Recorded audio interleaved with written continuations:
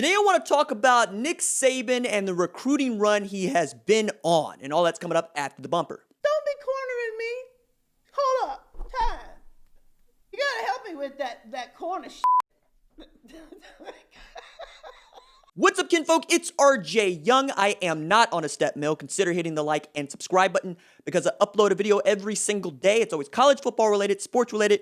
We have a good time. Today, I want to talk about Nick Saban because I've kind of sort of had this fascination with him as we're leading up to the Rose Bowl and the college football playoff, and he's looking to win another national championship. And to that end, I think I'm going to start a sports book club here on the channel.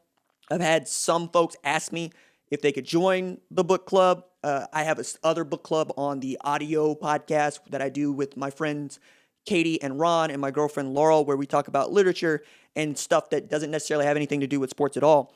But seeing as I'm reading a lot of sports books and I'm getting a lot more background, and I think I'm going to get into a position where I can actually reach out to authors and see if they would like to join as a part of an ongoing series with the book club. I wonder what you might think about that. It might be something I just end up doing anyway because it always leaks into what I'm talking about. But to make express, especially during the off season, uploads about the books that I'm reading, have conversations with you, I think we can become better sports fans, better college football fans, and the like. But today I want to talk about Nick Saban and recruiting, and mostly because Nick Saban pulled a commitment from Jaden Roberts on Christmas, and his recruiting has just been ridiculous. But it also goes back to what he is about, right? Nick Saban wasn't going to take the job at Alabama. He was going to stay at Miami. So much so that 10 days before Mal Moore decided that he was going to take a private plane, unbeknownst to Saban at all, and try to go down to recruit him to be the head coach at Alabama, Saban goes in front of the Miami media and says, I guess I need to just say it. I am not going to be the head coach at Alabama. And when Mal Moore got there and tried to get a hold of him, he couldn't get him on the phone. And he's holed up in this hotel room, not able to get him on the phone. He ends up getting him on the phone just the one time. Saban says, I'll talk to the owner at the Dolphins, doesn't call him back. He parks outside of Saban's house in Miami, gets a hold of Saban's agent, Jimmy Sexton. Jimmy Sexton gets a hold of Miss Terry, Nick Saban's wife, lets her know what Mal Moore is doing outside her house, and she invites him in. He even called her later that day and said, I'm not going to take the job at Alabama. She said, that's too bad because the athletic director is going to have dinner with us. So he ends up deciding to take the job at Alabama, in large part because he felt like the NFL was a socialist organization, meaning that you get penalized for doing well. And Saban wants to be in a place where he can outwork you, where he can out-recruit you. So much so that when he finally says, I'll be the head coach at Alabama, Mal Moore puts him on the private plane to go to Tuscaloosa to introduce him to the media. Saban asked Mal Moore, athletic director, his boss, do you think you've hired the best head football coach in America? And at about 4 years, at 8 years, $4 million pop, right? He says, I think I've hired that guy. And Saban says, well, you didn't. But you did hire the best recruiter in the country. And how true that is. Like, Saban started recruiting dudes to play on his Pop Warner team when he was a kid, play with the Black Diamonds, a team that ended up being coached by his dad, affectionately known as Big Nick. And they were awesome. They were outstanding. This is also a man who graduated Kent State and was asked what he was going to do. And he said, I think I want to run a dealership. The man lives to sell. He owns like 6 dealerships in the Texas, Tennessee, Alabama area. And they all do lots of business, right? There's even a part of his website for Mercedes dealerships that he owns that is dedicated to his father, Big Nick. But then you take a look at what the recruiting has been like for him. And you can see he's got 5 of the top 25 players in Texas this year. 5 of the top 12 players in Florida this year. J.C. Latham, Tommy Brockermeyer, Dallas Turner, Damon Payne, JaQuincy McKinstry, Kamar Wheaton, Ja'Cory Brooks, JoJo Earl.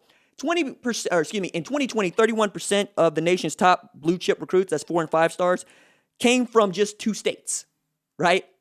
Florida and Texas. So if you recruit those states, you do well. That's more recruits than Georgia, Ohio, California, Louisiana, and Alabama combined. And then in 2021, 57 of the nation's 359 blue chip recruits came from Florida. 52 came from Texas. That's 109.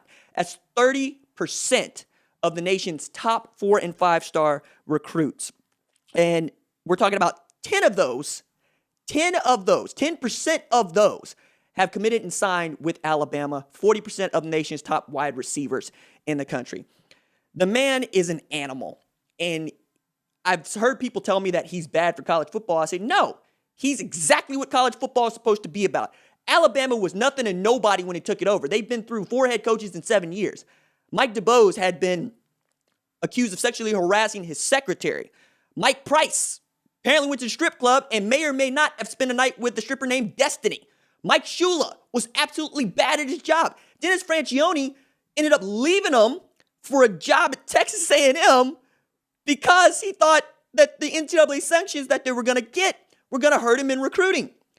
Saban shows up and in 2 years wins a national championship. The man knows from process and he lives for the process. He lives to go and close. And the old dudes that really like recruiting are always fascinating to me because I've always thought of recruiting as a young man's game. You have to be willing to be on the phone at all times, at all periods of the day to get this done. And nobody's been better at that than Nick Saban. Take Oklahoma, for example. There have been 2 running backs that have been committed or hard leans to OU going into the day when they're going to make a decision. Jace McClellan and Kamara Wheaton. In back-to-back years, Nick Saban has got on the phone and won those recruits away from Oklahoma. I think it's one of those situations, especially in a dead period, where you can't call them, but they can call you, where you might call a dude and say, hey, I think I'm going to commit to this place. I'm sorry. And then Nick Saban is that guy who does not let you off the phone. Some coaches say, I'm glad for you. I'm happy for you. I'm glad this is something that you've chosen to do for yourself. He says, nah, Alabama's the place for you. Let me tell you why, right? Take a look at some of the other guys that they've got. Kendrick Blackshear, who looks like a 35-year-old man. Jalen Milroe coming out of Katie Tompkins. It's been that elite for him, and there's a reason why year after year, they seem to just be pulling dudes off the scout team who can play, because they absolutely can play. Last thing I would say about this to personify what Nick Saban has built at Alabama, Blake Sims showed up as an athlete. They had him playing running back to start. He had 22 carries for 107 yards. He was playing gunner. He was playing some safety on the scout team. And then when they need to find a quarterback with a little bit of wiggle, they had this dude just in the cupboard that could throw the ball 60 yards downfield on a rope and hit a shoebox. That is what Nick Saban has built, and one of the reasons that I'm so fascinated by him. All right, that's it for me. Deuces.